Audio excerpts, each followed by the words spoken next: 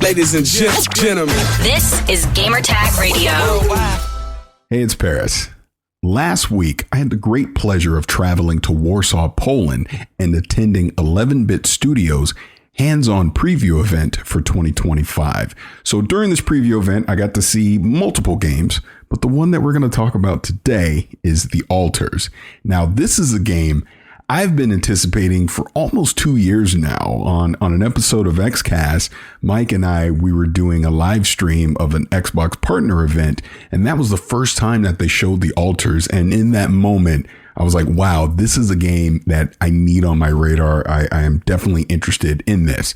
And you may be asking yourself, well, what the heck is The Alters? So let me break it down this way.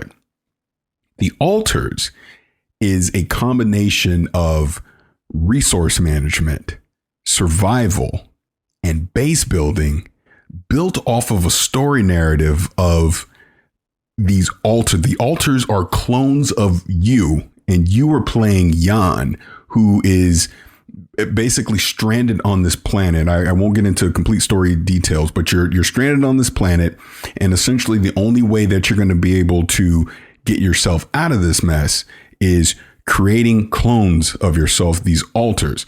But the twist is because the alters are going to be able to help you with your resource management, the base building, going out on the planet. You're going to have to find resources, mining, all these things that you'll be doing. So you'll need different versions of yourself to be able to assist you because you're all alone. And then you'll have some other characters that you'll talk to on the radio while you're doing this as well. But the main character is Jan, and essentially the different versions of Jan. And I love the twist that when you create these alters of yourself, you have to pick a specific life event, kind of a what if life event that has happened in your life, right? So instead of you getting married, you never met your wife. How does that change you, right? I'm just pulling a random example out, right? Or you didn't go to college. How did that change your life? There's all these different scenarios. And I love it because that one difference, that one different choice that you made, even though it's still you, it is a completely different version of you with their own wants and needs and struggles and, success, failures, all these things. And not only do you have to manage all these resources, the base building, obviously survive on this planet, but you also have to manage the different versions of yourself, and you have to do things to appease them. You could do things that will upset them, and that will create other scenarios while you're playing in this game. So at this hands-on event, basically I got to play it over a 2-day period. I got to play Act 1 and Act 2, and I'll have footage from both of those acts, as you're watching this. But the highlight for me of this was I got a chance to sit down with Alex Jordan. He is the voice actor for Jan in the game, and he voices all the Jans. So all the different versions of Jan that you will encounter while you're playing the alters, they're all voiced by him. And he'll get into it in the interview, but the fact that they all don't sound the same, and there's all these different variations of him, that this is one guy that did all of this. So I've been lucky enough to know Alex over the past couple years. So to finally get a chance to sit down with him officially and talk about the alters and just hear his excitement for this game and, why he's so attached to it, well, it was fantastic. So I want to jump into the interview here in just a second, but I do want to thank the entire 11-Bit Studios team. Fantastic preview event that they put on in Warsaw, Poland last week. Had a great time there. There will be other games that I will be talking about as well. I guess I can say them. It's not that big of a deal, but I got a chance to get hands-on with Moonlighter 2. I'll be talking about that at a later date. Got a chance to get hands-on with Death Howl, and also got to sit down with the team for Frostpunk 2 and some of the upcoming updates, if I can say that correctly, that they will be having for Frostpunk 2. But again, playing the alters, playing Moonlighter 2, fantastic. Death Howl, and trust me, you guys should be excited for what's coming with Frostpunk 2. But without further ado, let's go ahead into my conversation with Alex Jordan. He is the voice actor for Jan in The Alters. So this is Paris. Thank you for checking this out. And I will talk to you again soon. Oh, by the way, I really like the altars. Had a blast playing it too. I don't think I specifically said that, but I'm pretty sure you can tell already. This is definitely my kind of game. So again, enjoy this interview with Alex, and I will talk to you again soon. Hey, it's Paris. I am in Warsaw, Poland at the 11-bit hands-on event 2025. And I've been playing the altars. So this is a game that I saw, I think it was the Xbox partner preview, God, almost 2 years ago, I want to say. And I remember we're on XCast and we're talking, I'm like, wow, this looks really, really interesting to me. Yeah. So this is literally the perfect person to talk to about this game. So can you please introduce yourself? Hello, I'm Alex Jordan, and I am the voice actor for, the majority of the characters in the game, The Altars. I play Jan Dolsky and all of the many different Jans. And I am so freaking happy that you're here because I was watching the reaction. Oh, yeah? When you guys, I was watching that's it, funny. and when I saw your excitement for it, I immediately put in my mind, I was like, man, gotta get Paris to come to some hands-on event or something. And I remember we went and met up in London, and I was like, dude, we've got to get you to this hands-on. So I'm so happy that you are here because it's always so nice when you see someone who has a genuine interest and sees a game and goes, that game is doing something for me right now. Yeah. There's something about it which clicks with me. And so when you see someone who has that genuine interest, you go to have them come and join at something like this is a pleasure. So first of all, I hope the lighting and all that's crazy. We had to do some gymnastics to get this going. But so people are like, well, what the hell is the Altars? So kind of explain what is the Altars? The Altars is when it's first described to you, it is an incredibly challenging and potentially, you think maybe a bit of a fully loaded, maybe too complex idea in some ways, because it is an exploration game meets a base building game, meets a resource game, meets a narrative game, right? You have got so many different genres thrown into one game in a way that you might go, oh, well, that's not going to work. Right. But then you see it all come together and you go, I see the vision. The vision is visioning. And it's come together really, really well. And essentially, you are a guy called Jan Dolsky, trapped on an alien planet. You are facing an impending sunrise that you are constantly outrunning. If the sunrise catches up with you, it burns everything that it touches to ash. So you have to escape that, all the while trying to gather as much rapidium as possible, the once theorized and hypothesized material, resource that you were sent here to find in order to appease the megacorp overlords and last long enough to be rescued to get back home.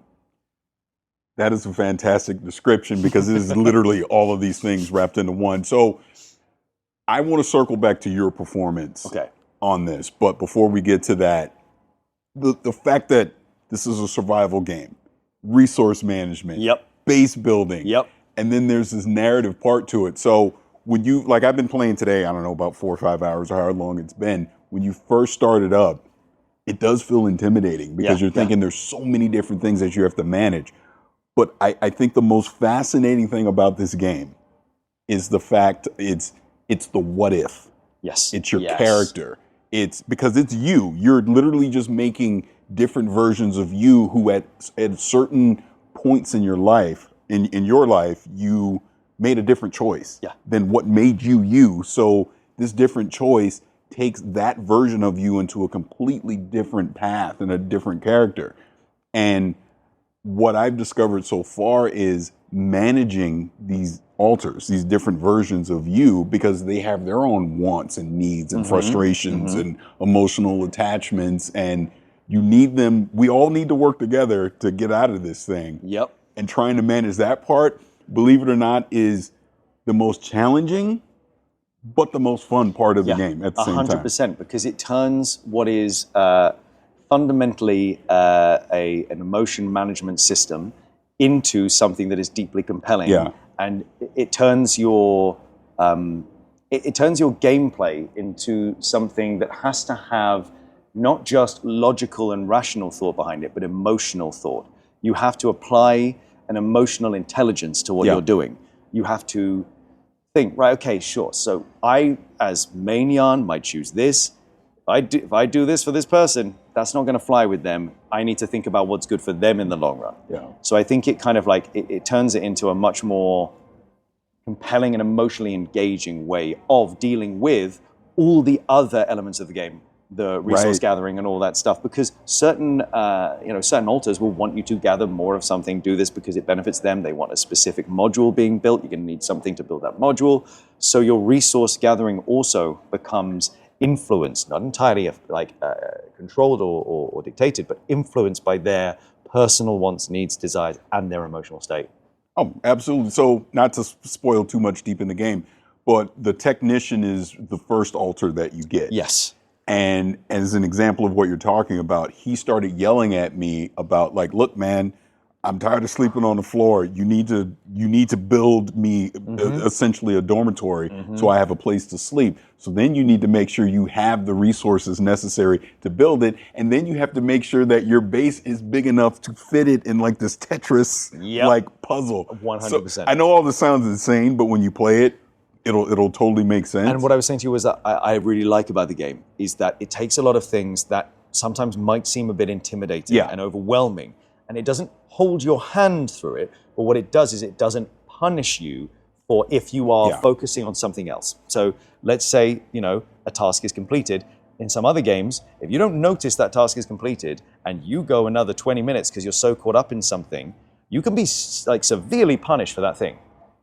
The resource gathering and the emotional element is already so much of a challenge that you've got to overcome. If you were punished for not noticing that a task had been completed, it would feel like it was just sticking the knife in and just just for no reason. So the fact that it notifies you when a task is completed and you go, great, thank you so much for telling me, because actually I would be really good if you now go off and do this.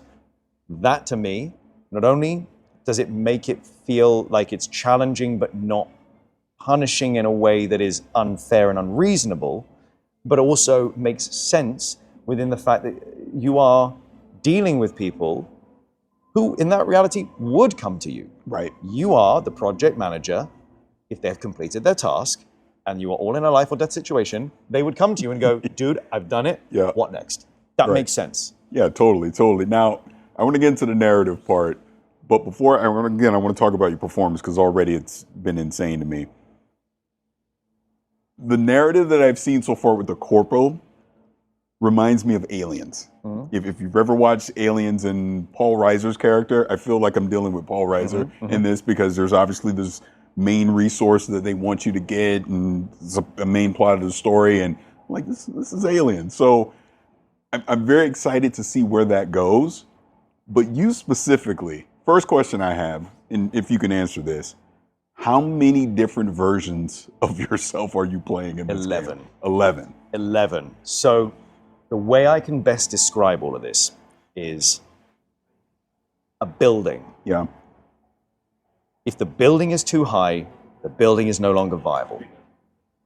This building on this scale from down here to up here, it's a vertical one, and at the very, very top is the maximum amount of character you can fit before anything above it becomes cartoonish, becomes unrealistic, becomes a bit too much of a character. Do you know what I mean? That thing, right? Right. Yarn himself, the main Yarn, is the basement. Yeah. He's the foundations. So we are allowed to play it super, totally naturalistic and just, like I can have a real, the stumbles and the stutters and the kind of thing that would be in a conversation, So that can be there with Yarn. Because he himself is not a blank slate. But he almost has to function like one on this scale to give us somewhere to go and make these distinct other characters, right? But the interesting thing is,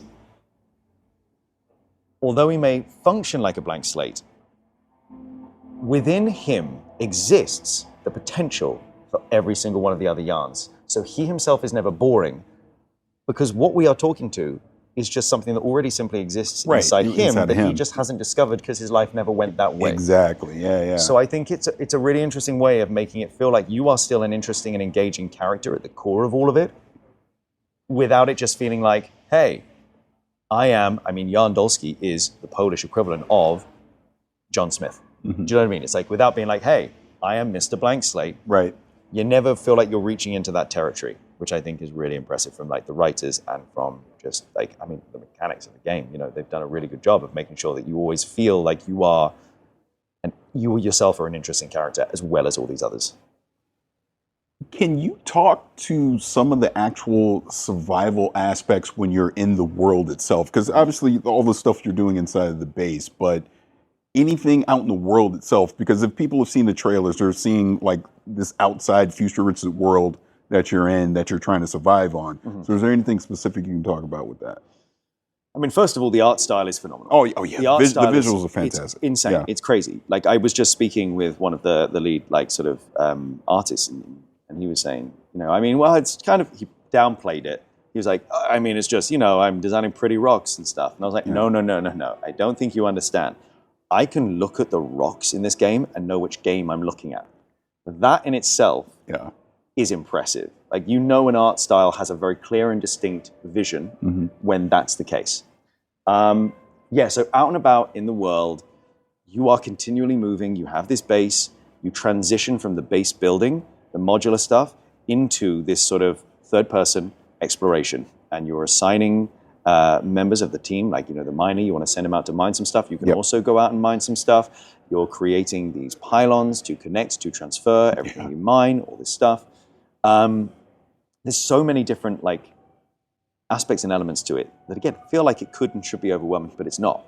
And it feels like it's cohesive. The Rapidium itself that you have to go out and gather, this resource, is incredible to me as a design. Because I look at it and I immediately understand the essence of it and why it's special without having anything that I can compare it to in other media. Like, I can't look at that and go, well, that just looks exactly like this. Right. It's unique, and it's weird to look at a design of something and feel, in this day and age, so weird to look at something and go, I'm looking at something new, which I find so impressive. Yeah. I really enjoy the open world elements of the game and heading out into the world. I think it's just a real testament that a game which could get so bogged down with the different mechanics has still managed to come through and go, no, we're going to make one of the most beautiful games that you'll see this year. Playing today, it's visually, it's just an amazing looking game that I think people are going to enjoy. I have a question for you. Yes. How are you finding the emotion spectrum when you are interacting with your alters? There is like a sort of cloud with sort of greens and reds. Greens for if it's a more positive emotion, and red for if it's a more negative. And how are you finding engagement? So I'm so glad you brought that up, because that actually brings another layer in that I was going to bring up to you, anyways. I'm because it's you. You're talking to yourself, and like you mentioned before, like, Jan is like the base, your main character, and then you hit these different variants of it. But the way I've looked at it is, because when you create these characters, these alters, I should say, they have memories of their past. And then obviously there was something that changed in their life path that made them who they are. So they're having to deal with that. And there could be, I'm already telling, there could be various traumas, frustrations, sadness, and things that goes in that. So then my job is, I'm trying to manage that, because I need them to be happy.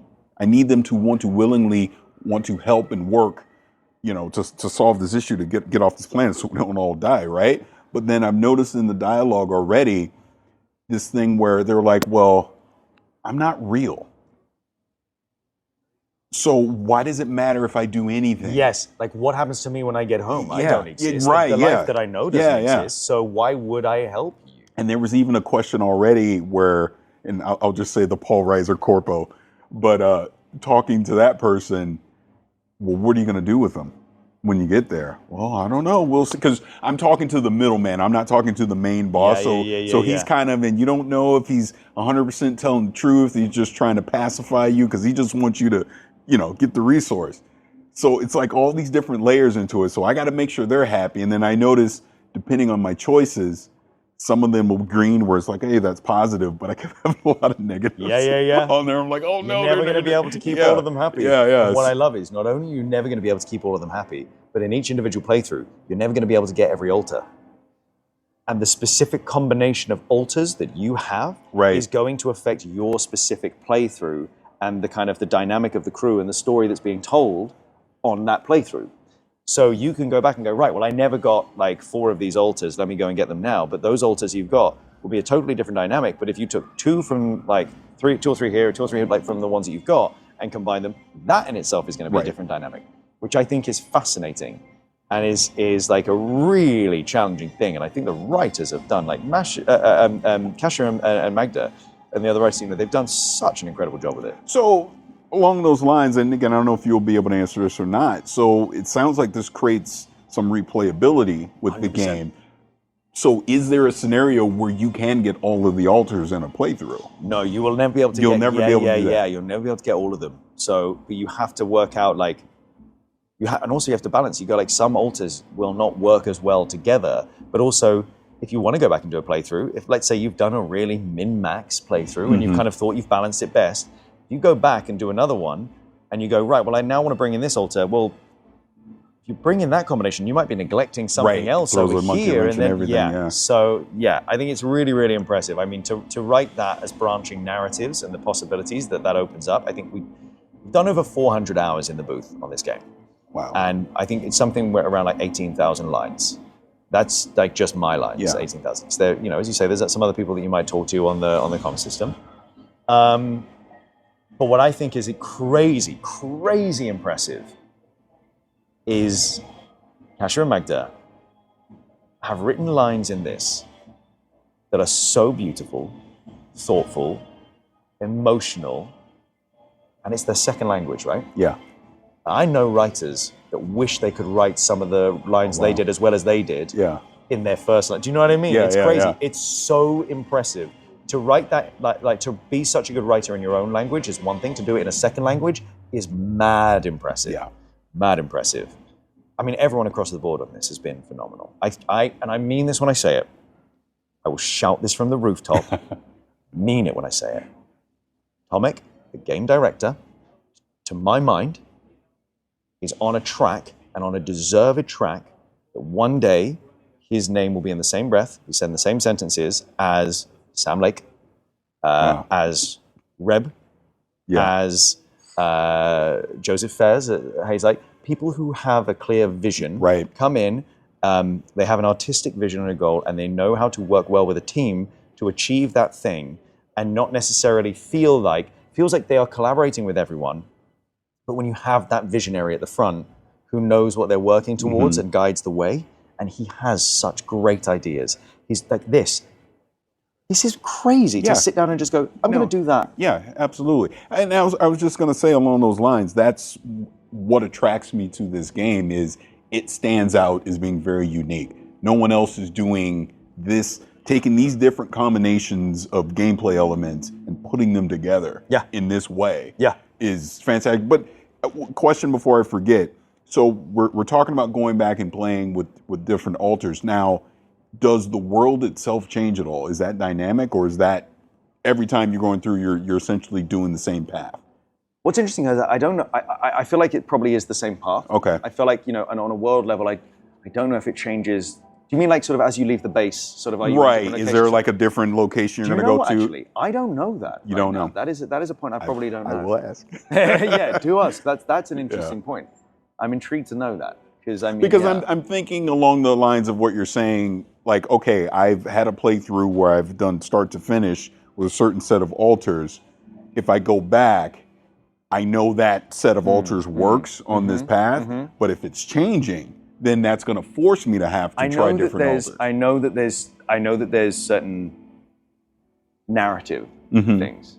I don't know if fundamentally on an exploration level it would change anything in that way, but on a narrative level, you will get checked. Like there will be like changes and And do you know, as far as gameplay length, like typical, is it 20, 30 hours, 40 hours? I'm actually also really interested to know this myself.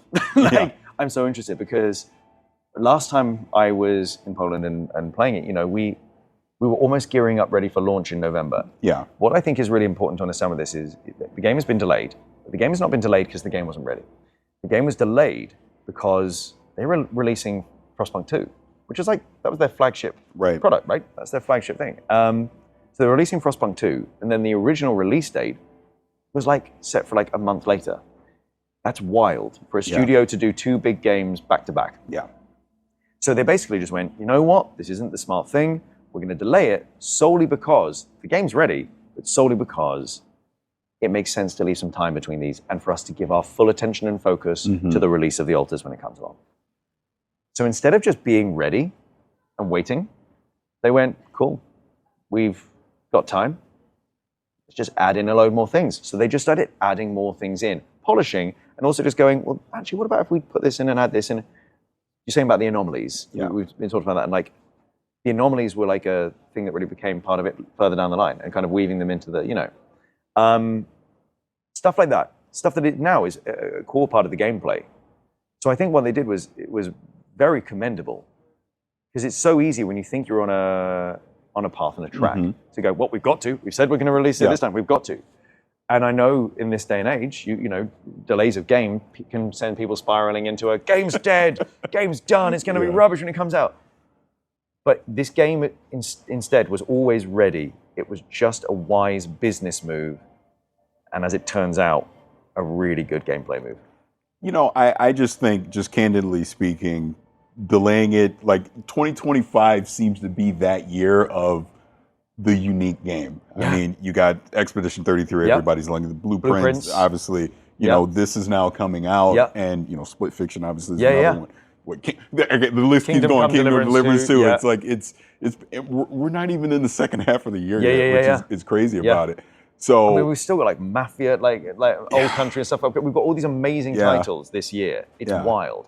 So, like I said, from what I've played so far today, obviously what I've been paying attention to over the last couple of years, and to finally play it myself, even just this early on, I feel like this is going to be something special. So I'm so happy because again, like when I was so keen for you to come and join me, there's also that feeling of what if he doesn't like it, man? What if he doesn't like it? There's that. There's a real fear. There's a hope, and there's a want for you to be here, and there's also, God, I hope we don't disappoint you. So to hear you say that is. But see, I like resource management survival type games. So the fact that it's kind of taking that and base building and just putting it all together. And then you have this narrative, and then you have these alternate versions of yourself with all these different life choices that make them unique. I just think it's a blend. Again, we've never seen this before. So this is kind of that 1.0 of this style of game that I'm really excited to see where it's going to go. I'm excited for you to play. I'm excited for you guys to get to experience more of it over the next couple of days. Like, it's cool. Absolutely. Well, Alex, again, thank you for taking a few minutes to talk to me. Thank you. I appreciate you being here. Again, we did, you have no idea what we went through to even film this, but but we made it. Yeah, we made it, and thank you so much. A pleasure. Thank you. All right.